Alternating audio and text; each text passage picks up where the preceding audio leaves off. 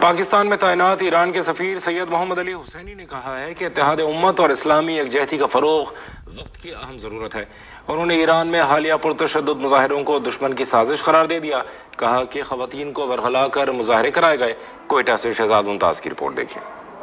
خانہ فرنگ اسلامی جمہوریہ ایران کوئٹہ میں اتحادی امت اور اسلامی یکجہتی کو فروغ دینے کے موضوع پر تقریب کا انعقاد کیا گیا۔ تقریب میں پاکستان میں تعینات اسلامی جمہوریہ ایران کے سفیر سید محمد علی حسینی نے خصوصی شرکت کی، جبکہ تقریب میں دانشور، علماء کرام اور زندگی کے مختلف شعبوں سے تعلق رکھنے والے افراد شریک تھے۔ تقریب کے شرکاء سے خطاب کرتے ہوئے ایرانی سفیر محمد علی حسینی کا کہنا تھا کہ ایران کے اندر حالیہ پرتشدد مظاہرے اسلامی جمہوریہ ایران کے دشمنوں کی چال تھی، جس کا مقصد ایران کے اندر اسلامی نظام کا خاتمہ، ایران کی تقسیم اور فرقہ وارانہ جنگ کا آغاز تھا۔ تقریب سے بلوچستان